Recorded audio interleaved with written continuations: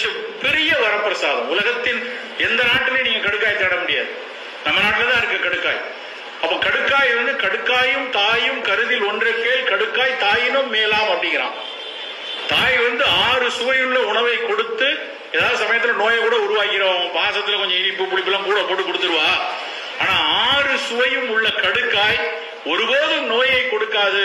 அதனால் தாயை விட கடுக்காய் சிறந்தது என்று எழுதியிருக்கான். எவ்வளவு முக்கியமான ஒரு பொருள். அந்த கடுக்காயில அதுல செபுலிக் ஆசிட் ஒன்று இருக்கு.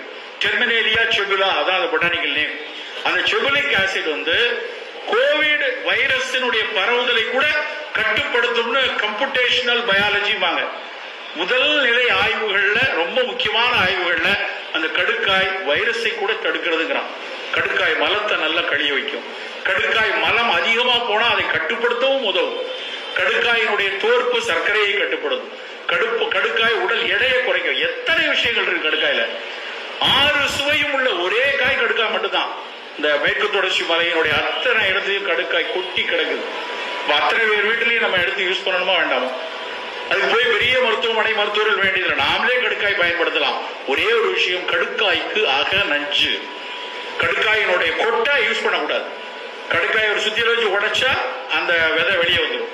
அந்த மேல இருக்கிற பெரிக்கார், அந்த உலர்ந்து இருக்கக்கூடிய கடுக்காய் பழத்தினுடைய உதையோடு ஒட்டி இருக்கிற அந்த உலர்ந்த கடுக்காயினுடைய தோடு தான் அவ்வளவு நல்லது. அப்ப அந்த கடுக்காயை தினம் இரவில் நம்ம எடுத்தோம். 45-50 வயசுக்கு மேல இருக்கிறவங்க தினம் எடுக்கலாம். காலை இஞ்சு, கடும்பகல் சுக்கு, மாலை கடுக்காய். இது ஒரு சின்ன விஷயம், அதை நம்ம எடுத்துக்கொள்ளலாம்.